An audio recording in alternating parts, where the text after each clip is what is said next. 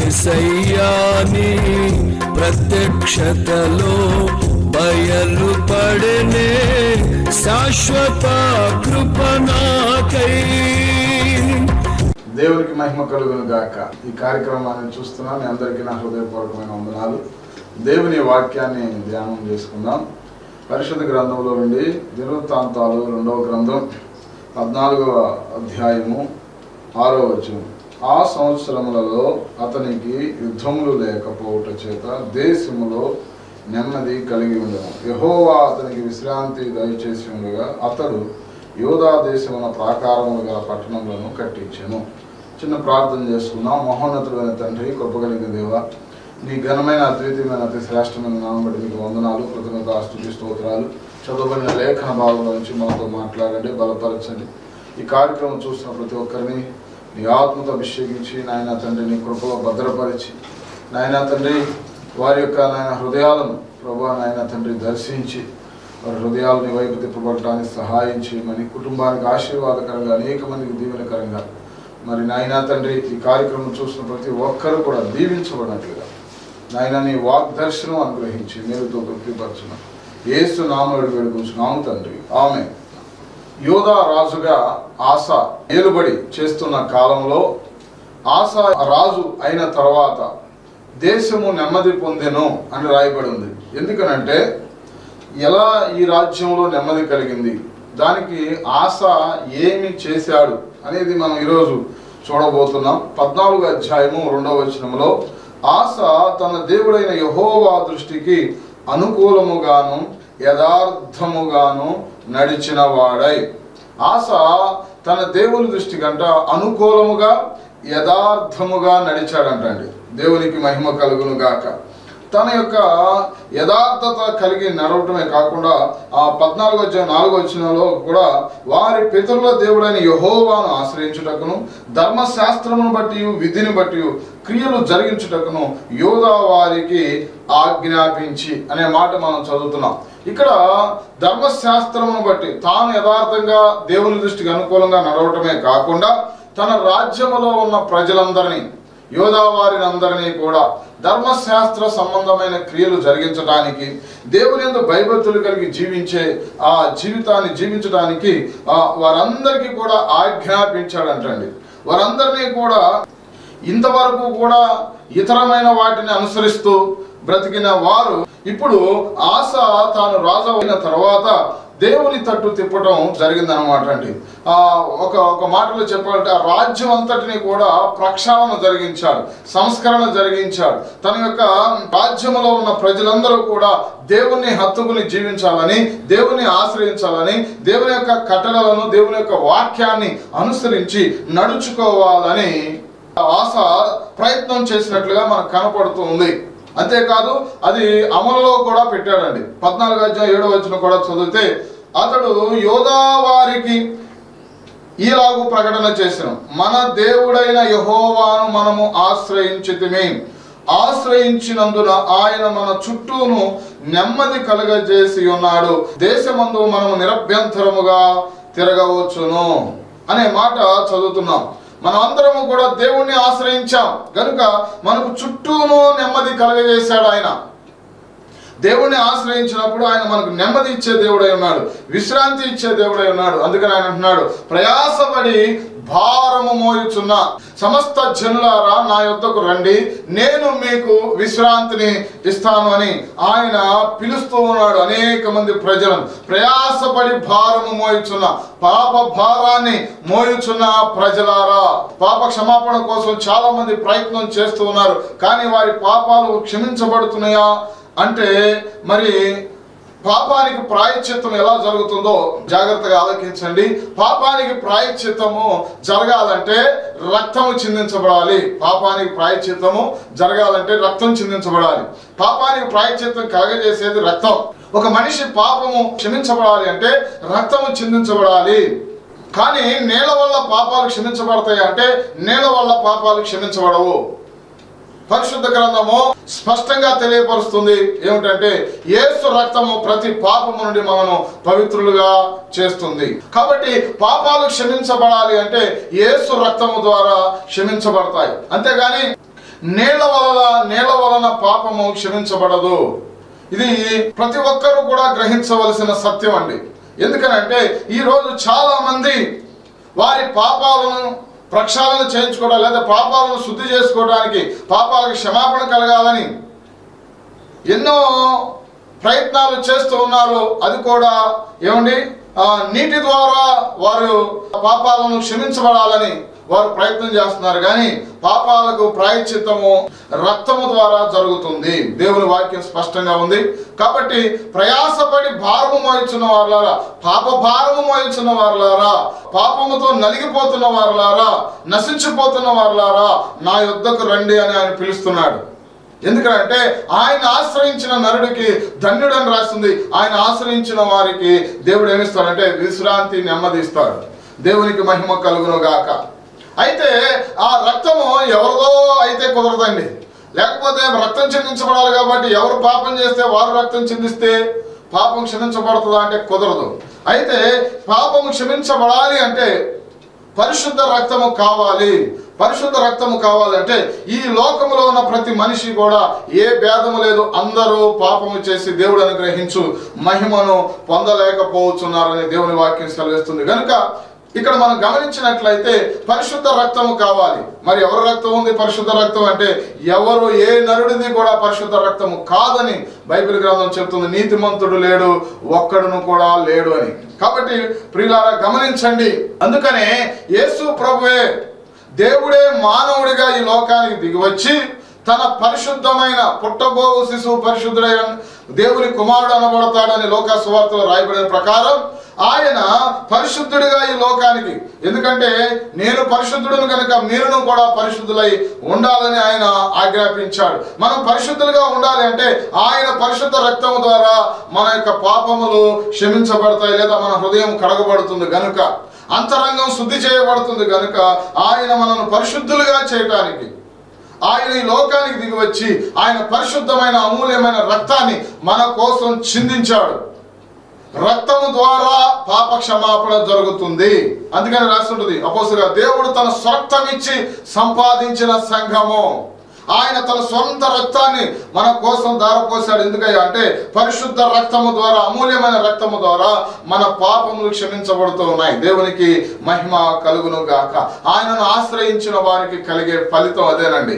నెమ్మది కలుగుతుంది, హృదయంలో సంతోషం కలుగుతుంది, ఆనందం కలుగుతుంది, పెద్ద భారం మన మీద నుండి తొలగిపోయినట్లుగా ఉంటుంది. అందుకని ఆయన పిలుస్తున్నాడు, ప్రయాసపడుతున్నారు దేనికోసం?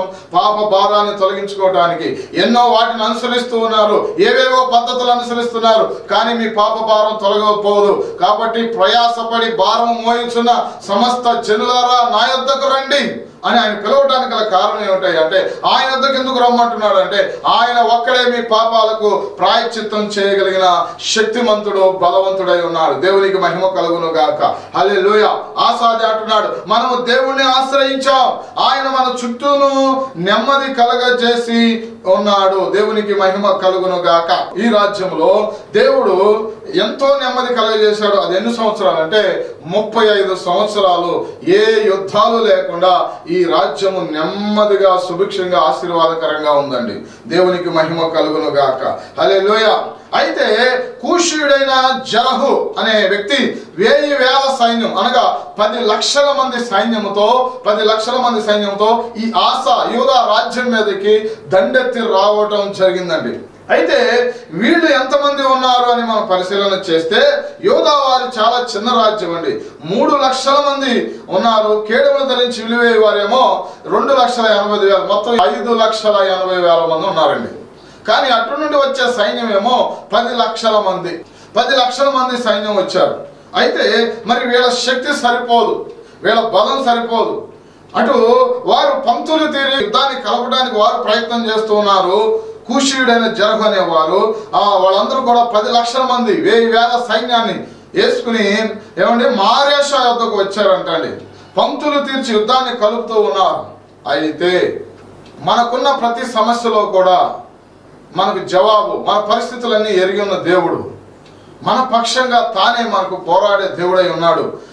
ఎవరైతే ఆయనను ఆశ్రయిస్తారో, ఆయనందు విశ్వాసం ఉంచి, ఆయన వాక్యాన్ని అనుసరించి, ఆయనందు భయభక్తులు కలిగి, ఆయన సన్నిధిలో నడిచే వారికి, ఆయన ఆశ్రయించే వారికి దేవుడిచ్చే విజయాలు మన ఊహకు అందని రీతిలో ఉంటాయండి.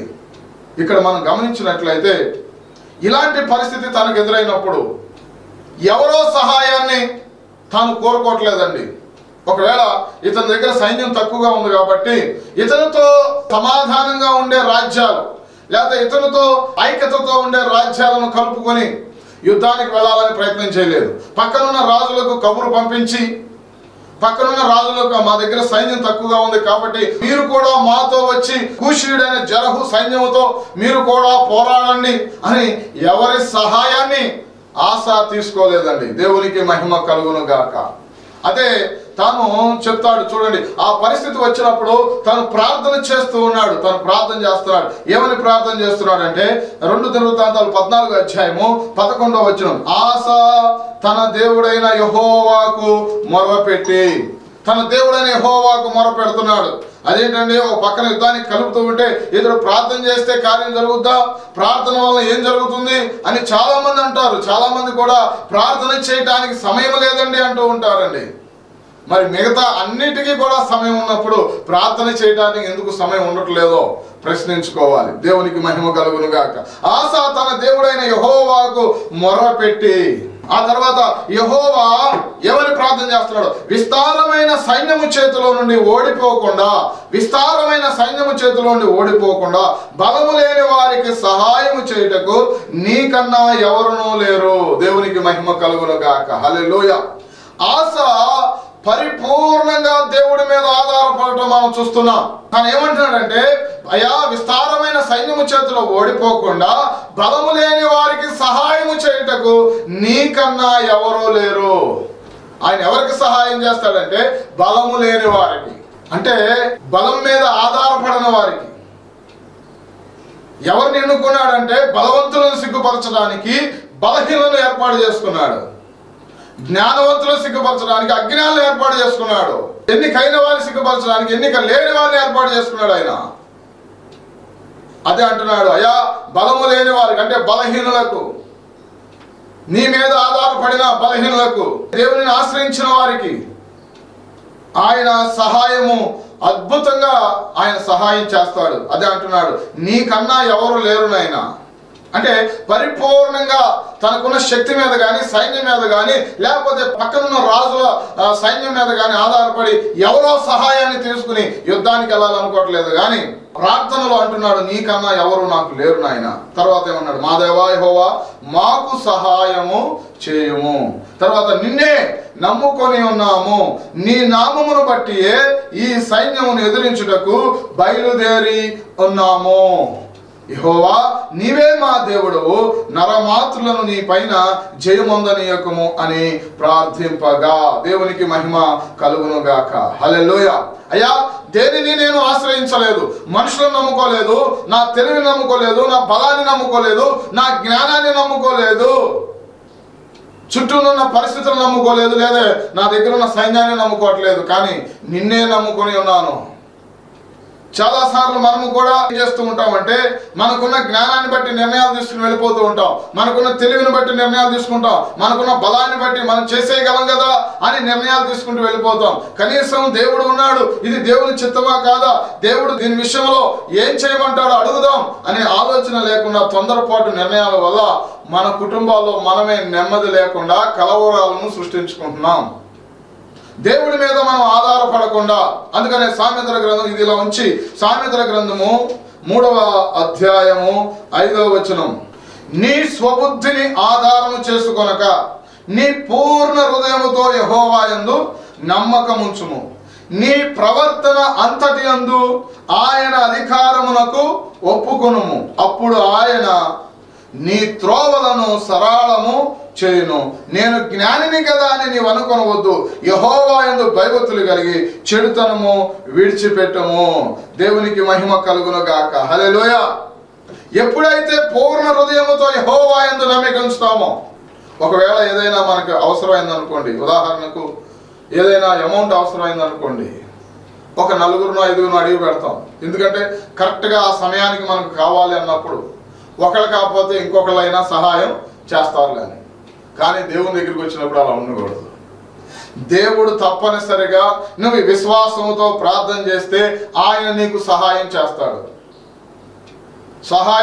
ఇది ఖచ్చితం. అంతేగా, ఎందుకంటే ఆ ఆశ తన దేవుడని యెహోవాకు మొరపెట్టినప్పుడు నిన్నే నమ్ముకున్నాము. నిజంగానే ఆశ ఎవరి వైపు చూడలేదండి, దేని వైపు చూడలేదు, తనకున్న అంగు ఆర్భాటం వైపు చూడలేదు, దేని వైపు చూడలేదు. కానీ ప్రభు అయిన యేసుక్రీస్తు లేదా దేవుడి మీద సంపూర్తిగా ఆధారపడి, దేవుణ్ణి ఆశ్రయించి, స్వబుద్ధిని ఆధారం చేసుకోనకుండా, అంతేకాదు తన ప్రవర్తన అంతటి యందు కూడా ఆయన అధికారాన్ని ఒప్పుకున్నాడు. అవునయ్యా, నిన్ను ఆశ్రయించాను, నేను యథార్థంగా అనుకూలంగా ప్రవర్తిస్తున్నాను. అంతేకాదు తన రాజ్యంలో ఉన్న ప్రజలందరినీ కూడా వాక్యానుసారంగా జీవించడానికి ఆయన పురికొల్పాడు.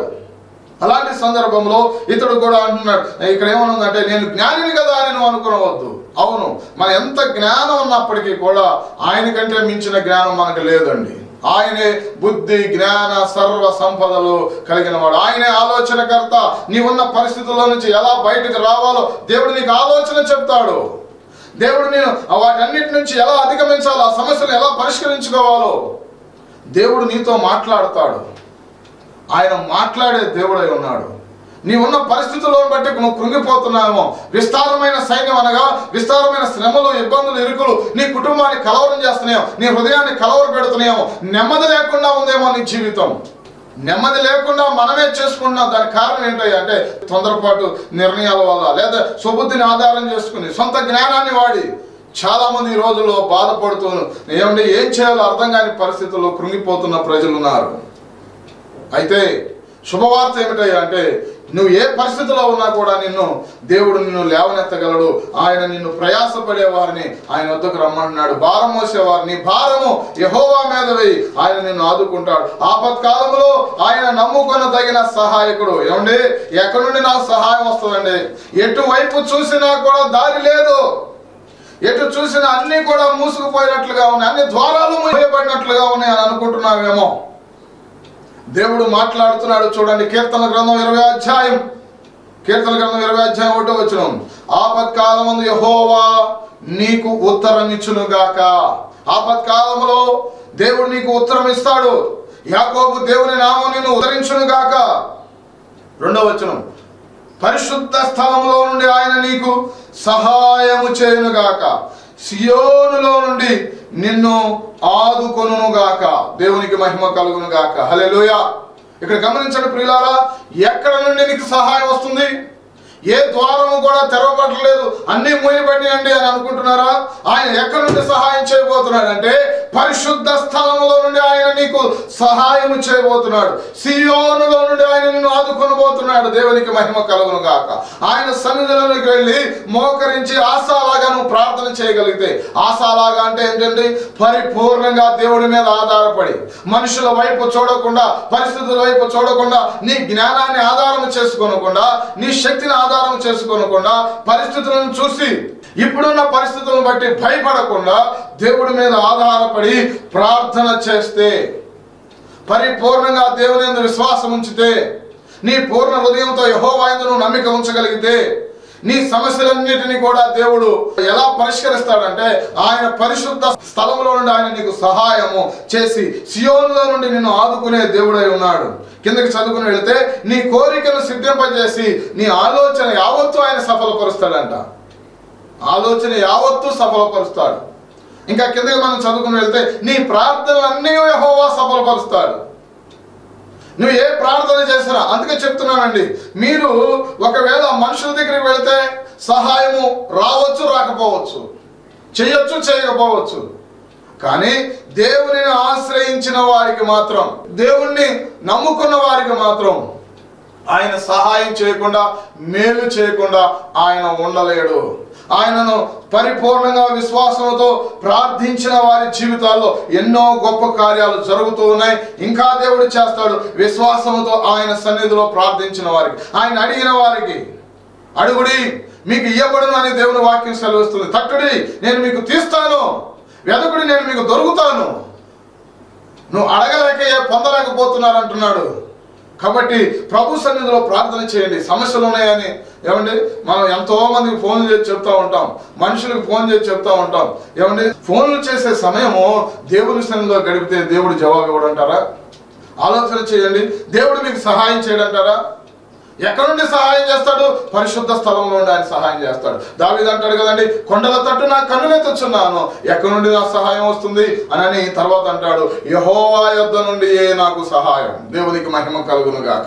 అందుకని ఆసాకు కూడా అంటున్నాడు, బలము లేని వారికి సహాయం చేయుటకు నీకన్నా ఇంకెవరూ లేరు నాయనా, నిన్నే నమ్ముకొని ఉన్నాము. దేవునికి మహిమ కలుగును గాక. ఆయనను పరిపూర్ణంగా ఆశ్రయించిన వారి జీవితాలు ఎంత ఆశీర్వాదకరంగా ఉంటాయో. ఆయన ఎలాగైనా సహాయం చేస్తాడు. ఇప్పుడు వీళ్ళ ముందున్న సమస్య ఏంటంటే 5,80,000 మంది సైన్యం ఆసాకున్నారు, అటు పక్కనేమో 10 లక్షల మంది ఉన్నారు. తీరా చూస్తే వాళ్ళ బలం ఎక్కువ ఉంది, వీళ్ళ బలం తక్కువ ఉంది. కానీ దేవుడు ఈ ప్రార్థనను ఆలకించాడు. ఆలకిస్తాడా దేవుడు? జవాబిస్తాడా? తప్పనిసరిగా ఇస్తాడు. ఆయన తప్పనిసరిగా ఆయన ఆశ్రయించిన వారికి, ఆయన సన్నిధిలో ప్రార్థించిన వారికి, ఆయన మీద ఆధారపడిన వారికి, పరిపూర్ణంగా దేవుడి మీద ఆధారపడిన వారికి.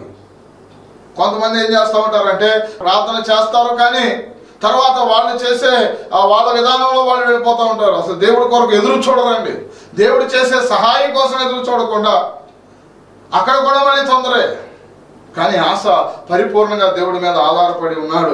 అయితే ఇక్కడ చూడండి 14వ అధ్యాయం 12వ వచనం, 2 దినవృత్తాంతాలు. యెహోవా ఆ కూషీలను ఆశా ఎదుటను యోధా వారి ఎదుటను నిలవనీయక వారిని మొత్తినందున వారు పారిపోయిరి. దేవునికి మహిమ కలుగును గాక. హల్లెలూయా. ఎప్పుడైతే ప్రార్థన చేశాడో, ప్రార్థన ద్వారా ప్రతి కార్యము సఫలపరచబడుతుంది. మీ మీద ఏలుబడి చేస్తున్న ప్రతి విధంగా దురాత్మ శక్తులు పోతాయి. ఏ మానసికంగా నిన్ను కృంగదీసి వ్యర్థమైన ఆలోచనలో కల్పిస్తున్న దురాత్మ తొలగిపోతుందండి ప్రార్థన చేస్తే. నువ్వు మోకరించగానే దేవుడు నీ పక్షంగా ఆయన దిగొచ్చేస్తాడు అంతే. అందుకని రాసి ఉంటుంది, నిజముగా మొరపెట్టు వారందరికీ ఆయన సమీపముగా ఉన్నాడంట. నీ ప్రార్థనలన్నీ కూడా ఆయన సఫలపరుస్తాడు. కొన్ని కాదు, నువ్వు చేసిన ప్రతి అంశానికి ఆయన జవాబిస్తాడు. ప్రతి సమస్యకు ఆయన పరిష్కారం చూపిస్తాడు. సమస్యలను బట్టి కృంగిపోవద్దు, కానీ ప్రార్థన చేయి. ఆ సమస్యల గురించి ఆలోచిస్తూ డిప్రెషన్లోకి, లేకపోతే ఏమంటే మనసులో కృంగిపోతూ ఏదో జరిగిపోతుందనే భయానికి గురయ్యేవారు ఆలోచన చేయండి ప్రియులారా. మీరు గనక మోకరించి ప్రార్థన చేయగలిగితే, మీరు ఎక్కడున్నా, ఏ పరిస్థితుల్లో ఉన్నా, ఆపత్కాలంలో ఉన్నప్పటికీ కూడా దేవుని సన్నిధిలో చిన్న ప్రార్థన గొప్ప జవాబు దేవుడు ఇస్తాడు. చిన్న ప్రార్థన పెద్ద జవాబిస్తాడు. దేవునికి మహిమ కలుగును గాక. అలాగే ఇచ్చాడు. ఈ 10 లక్షల మంది సైన్యాన్ని కూడా ఈ చిన్న రాజ్యమైన ఆశా వారి ఎదుట నిలవనివ్వకుండా పారిపోయేటట్టుగా దేవుడు మొత్తాడంట. దేవునికి స్తోత్రం కలుగును గాక. దేవుడు చేస్తాడండి. బలవంతులను సిగ్గుపరచడానికి బలహీనులైన వారిని ఏర్పాటు చేసుకున్నాడు. నాకు ఎవరు లేరు, నేను బలహీనుని, నా వల్ల ఏమీ కావట్లేదు అని అనుకుంటున్నావా? దేవుని యొక్క సన్నిధిలో ప్రార్థన చేయి. దేవుడు తన పైనుండి శక్తిని పంపిస్తాడు. దేవునికి మహిమ కలుగును గాక. హల్లెలూయా. దేవుని నామ మహిమార్థమై నిన్ను, నీ కుటుంబాన్ని దేవుడు నిలబెడతాడు. ఇక్కడ మనం చదువుకున్నట్లయితే కిందకి వెళితే 2 దినవృత్తాంతాలు 14వ అధ్యాయం 13వ వచనము, ఆసాయును అతనితో కూడానున్న వారును గెరారు వరకు వారిని తరుమగా కూషీలు మరలా పంక్తులు తీర్చలేక యెహోవా భయము చేతను ఆయన సైన్యపు భయము చేతను పారిపోయిరి. దేవునికి మహిమ కలుగును గాక. ఆయన సైన్యం అంటే ఎవరు లేరండి, ఆయనను ఆశ్రయించిన వారే, ఆయనను నమ్ముకున్న వారే, ఆయన మీద ఆధారపడిన వారే ఆయన సైన్యం. అందుకనే ఇశ్రాయేలు సైన్యమునకు ముందు నడిచిన దైవం అనే పాట పాడుతూ ఉంటాం. దేవునికి మహిమ కలుగును గాక. యోధా వారు విశేషమైన కొల్ల సొమ్మును పట్టుకున్నారు. అంతేకాదు 15వ వచనంలో, మరియు వారు పశువుల శాలలను పడగొట్టి విస్తారమైన గొర్రెలను ఒంటెలను సమకూర్చుకుని యెరూషలేముకు తిరిగి వచ్చారు. దేవునికి మహిమ కలుగును గాక. హల్లెలూయా. కాబట్టి దేవుడు ఆశా రాజ్యం మీదకి వచ్చిన వారిని ఎలా దేవుడు చెదరగొట్టాడో అలాగే నీ సమస్యలను కూడా ఆయన చేయగలడు. నీవు ఉన్న పరిస్థితుల్లో నుంచి ఆయన నిన్ను విడిపించగలడు. అయితే ఇక్కడ మనం గ్రహించవలసింది ఏమిటంటే, మనం అడుగు వాటికంటే, ఊహించు వాటికంటే అత్యధికమైన మేలులు ఆయన చేసే దేవుడే ఉన్నాడు. మనం ఊహించలేని రీతిలో ఆయన సహాయం మనకు అనుగ్రహిస్తాడు. అలాగే ఆ రాజ్యానికి దేవుడు ఇచ్చాడు. అంతేకాదు వారి సొమ్మంతా కూడా వీళ్ళు కొలగొట్టుకుని వచ్చేసారండి. వాళ్ళు పారిపోతే వారి గొర్రెలు, ఒంటెలు అన్ని కూడా సమకూర్చుకుని యెరూషలేముకు తిరిగి వచ్చినట్లుగా మనం చూస్తూ ఉన్నాం. ఆ 10 లక్షల మంది విస్తారమైన సైన్యం మీద ఆసా వారికి, యోధా వారికి దేవుడు గొప్ప విజయాన్ని అనుగ్రహించి ప్రార్థనకు జవాబిచ్చి ఈ యుద్ధం అయిపోయిన తర్వాత ఈ యుద్ధం అయిపోయిన తర్వాత 35 సంవత్సరాల వారికి యుద్ధాలు లేకుండా నెమ్మది కలగజేశాడు. దేవునికి మహిమ కలుగును గాక. అలాగే నీ కుటుంబంలో నెమ్మది లేకుండా బాధపడుతున్నావా? ఎప్పుడు ఏం జరుగుతుందో, రేపు ఏం జరుగుతుందో అనే భయంతో ఉన్నావా? ఏ విషయంలో నువ్వు బాధపడుతున్నావో విశ్వాసముతో దేవుని మీద ఆధారపడి ప్రార్థన చేయగలిగితే నీ కుటుంబంలో ఆయన నెమ్మదిస్తాడు, శాంతి సంతోషాలు ఇస్తాడు. ప్రయాసపడి భారం మోసుకుంటూ ఉన్నావా? దేవుని వద్దకు ఒక్కసారి యేసు వైపు చూడు, నీ భారం అంతా కూడా తీరిపోతుంది. నిన్ను దేవుడు అద్భుతమైన రీతిలో నీ సమస్యలన్నీ పరిష్కరించి చుట్టూను నెమ్మది కలగజేసేవాడు. నలుదిశలా ఆయన నీకు నెమ్మది కలగజేసేవాడు అన్నాడు. నీ కుటుంబంలో నెమ్మది లేకుండా బాధపడుతున్నావు. ఇప్పటి వరకు నువ్వు తీసుకున్న నిర్ణయాలను బట్టి సమస్యల వలయాల్లో చిక్కుకుని ఉన్నావేమో. ఒక్కసారి ప్రభు వైపు చూడు, ఒక్కసారి ప్రభును ఆశ్రయించు. దేవుని ఎందుకు రా, దేవుని సన్నిధిలో మొరపెట్టు. నీ దగ్గరలో ఉన్న చర్చి దగ్గరికి, నీ దగ్గరలో ఉన్న మందిరానికి వెళ్ళు. అక్కడ ఉన్న సంఘంతో నీ సమస్యను పంచుకో, అక్కడ ఉన్న దైవ సేవకులతో పంచుకో. దేవుడు తప్పనిసరిగా నీ జీవితంలో గొప్ప కార్యము చేస్తాడు. హల్లెలూయా.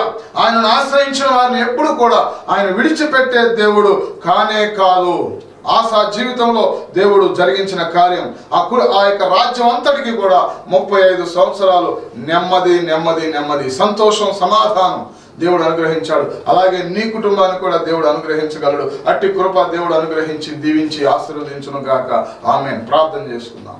మహోన్నతుడైన తండ్రి, కృప కలిగిన దేవా, ఈ వాక్యం ప్రతి ఒక్కరి హృదయాలలో నాటబడి బహుగా ఫలించే కృప దయచేయండి. ఈ వాక్యం ఎంతమంది అయితే విన్నారో ప్రతి ఒక్కరి హృదయాలు నాయన బలపరచబడినట్లుగా, నీ వైపు ఆకర్షించబడినట్లుగా, మరి ప్రాయశ్చిత్తం, పాపాలకు క్షమాపణ కలిగి, అయా కుటుంబాల్లో నెమ్మది కలిగి, రక్షణ, ఆనందం, సంతోషము అన్ని విషయాలలో వారు ఎదుర్కొంటున్న ప్రతి సమస్యలో గొప్ప విజయం. అది అనారోగ్యమైన, మరి ఆర్థిక ఇబ్బందులైనా, మరి ఎలాంటి సమస్యలైనా, కుటుంబంలో కలవరాలైనా, మరి నాయనా తండ్రి తొలగించి, మరి వారి కుటుంబాలు ఏలుబడి చేస్తున్న దురాత్మ శక్తులను బంధించి నీ కార్యమును సఫలపరచమని ప్రభా, ఆశ ఆ రోజుల్లో మరి యోధా వారికి, ఆశా వారికి ఏ రీతిగా అయితే విజయం ఇచ్చావో, నిన్ను ఆశ్రయిస్తున్న నీ బిడ్డలకు నాయన, నిన్ను నమ్ముకుంటున్న నీ బిడ్డలకు నాయన, అయా నీ యొద్దకు వస్తున్న నీ బిడ్డలకు నాయన, అలాంటి విజయాలు అనుగ్రహించి నెమ్మది దయచేసి చుట్టూను కూడా నలుదిశలా కూడా వారికి నెమ్మది అనుగ్రహించి మేలుతో వారి హృదయాలు తృప్తిపరచమని, వారు ఎదుర్కొన్న ప్రతి సమస్యలో గొప్ప విజయం దయచేయమని, నీ సాక్షులుగా వాడుకోనమని యేసుక్రీస్తు దివ్య నామములో ఈ కార్యక్రమం చూసిన ప్రతి ఒక్కరిని మీరు దీవించి ఆశీర్వదించి అనారోగ్యంగా ఉన్న బిడ్డలను స్వస్థపరిచి మేలుతో వారి హృదయాలు తృప్తిపరచమని యేసు దివ్య నామములో అడిగి వేడుకుంటున్నాం తండ్రి. ఆమేన్, ఆమేన్, ఆమేన్. అందరికి వందనాలు. God bless you all. నూతనంగా మరొక ద్వారం దేవుడు తెరిచాడు. అదేమిటంటే పెడల్లో నూతనంగా పరిచర్య ప్రారంభించడానికి దేవుడు ద్వారం తెరిచాడు. అందుని బట్టి దేవుడికి ఎంతగానో కృతజ్ఞతాస్తుతులు, స్తోత్రాలు చెల్లిస్తున్నాను. ప్రతి ఆదివారము ఉదయం 9 గంటలకు ఆరాధన జరుగుతుంది. కావున మీకు తెలిసిన వారు ఎవరైనా మరి ఆ ప్రాంతంలో ఉన్నట్లయితే, మీ బంధువులు కానీ రక్త సంబంధులు కానీ ఎవరున్నప్పటికీ కూడా తెలియపరచండి. పెడనలో ప్రతి ఆదివారం ఉదయం 9 గంటలకు ఆరాధన జరుగుతుంది. ఈ ఆరాధనలో మాతో కలిసి ఆరాధించడానికి మీ అందరినీ ప్రేమపూర్వకంగా ఆహ్వానిస్తున్నాం. ఈ పరిచర్యలో ప్రస్తుతానికి లేళ్లగరువు, గూడూరు, వడ్లమన్నాడు ప్రాంతాలలో మరి చక్కగా దేవుని యొక్క పరిచర్య జరుగుతుంది 3 గ్రామాల్లో. మరి లేళ్లగరువు నుండి సుమారు 100 కిలోమీటర్ల దూరం మరి బాపట్ల జిల్లా కర్లపాలెం అనే గ్రామంలో దేవుడు చూపించిన దర్శనాన్ని బట్టి మరి నూతనంగా పరిచర్య ప్రారంభించడానికి దేవుడు సహాయం చేశాడు. మధ్యాహ్నం 2 గంటలకు అక్కడ ఆరాధన జరుగుతుంది. ఒకవేళ మీకు అక్కడ తెలిసిన వారు ఎవరైనా ఉంటే తెలియపరచండి. మరి అలాగే ప్రతి ఒక్కరూ కూడా ఈ పరిచర్య కోసం ప్రార్థించమని, ఈ నూతన బ్రాంచ్ ద్వారా అనేక మంది రక్షించబడినట్లుగా, ఈ పరిచర్య ఇంకను శాఖోపశాఖలుగా విస్తరించినట్లుగా మీ అందరూ ప్రార్థించవలసిందిగా ప్రభు పేరిట మనవి చేస్తూ, ఈ విషయాన్ని మీకు తెలియపరచడానికి ఎంతగానో దేవుని స్తుతిస్తూ సంతోషిస్తూ మీ అందరికీ కృతజ్ఞతలు తెలియజేస్తూ ఈ విషయం మీ ప్రార్థనలో జ్ఞాపకం చేసుకోవాల్సిందిగా ప్రభు పేరిట మనవి చేస్తూ ఉన్నాను. దేవుడు అందరికీ వందనాలు. కమ్మిలా బేతేలు ప్రార్థనా మందిరం, లేళ్లగరువు, గూడూరు మండలం, Krishna district, Andhra Pradesh. Pin code 521366. మా ఫోన్ నెంబర్ 78427111.